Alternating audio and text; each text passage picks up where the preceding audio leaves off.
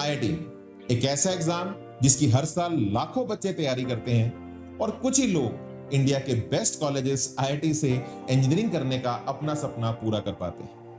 आज इस वीडियो में बात करेंगे उन टॉपर्स की जिन्होंने आईआईटी में रैंक 1 हासिल किया और चलिए देखते हैं आज वो अपनी जिंदगी में क्या कर रहे हैं। Achin Bansal rank 1 in IIT 2007। IIT Bombay से कंप्यूटर साइंस करने के बाद आज ये global leader in financial services Morgan Stanley में एग्जीक्यूटिव डायरेक्टर है। Nitin Jain rank 1 in IIT 2009 के साथ साथ AIEEE जो आज की डेट में जेईई मेंस है में भी उस साल रैंक 1 हासिल किया। आईआईटी दिल्ली से कंप्यूटर साइंस करने के बाद ही is working in Google at San Francisco. Prithvi Teja rank 1 in IIT 2011।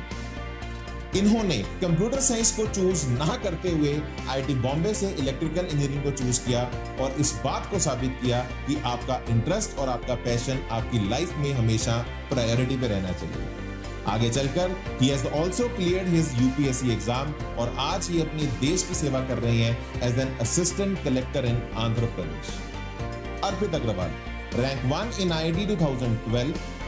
आज की डेट में आईआईटी दिल्ली से कंप्यूटर साइंस करने के बाद ही is working as a strategist in Tower Research Capital. Arvind Saraf rank 1 in IIT 1997।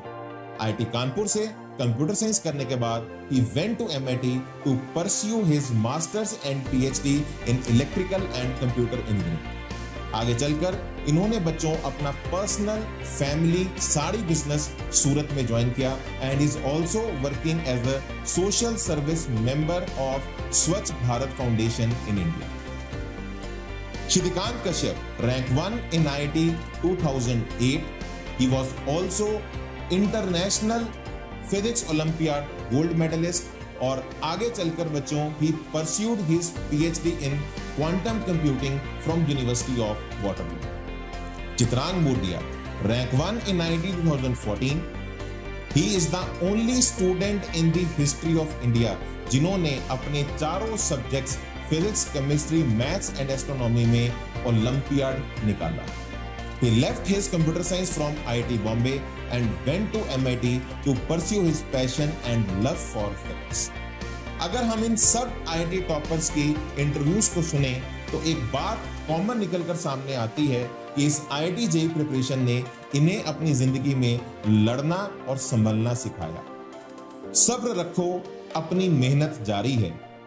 सब्र रखो, अपनी मेहनत जारी है। वक्त खुद ही कहेगा अब तेरी बारी।